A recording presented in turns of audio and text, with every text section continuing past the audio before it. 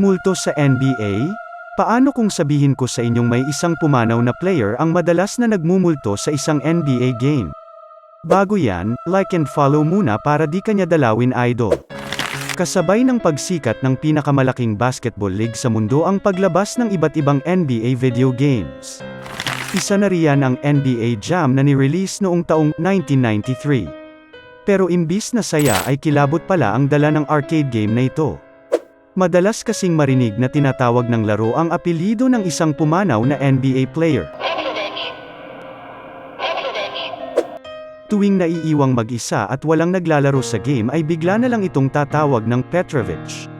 Si Drazen Petrovic ay isang dating Brooklyn Nets guard na pumanaw dahil sa isang car accident.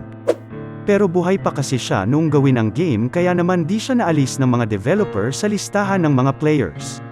Mukhang sa sobrang pagmamahal niya sa laro ay hindi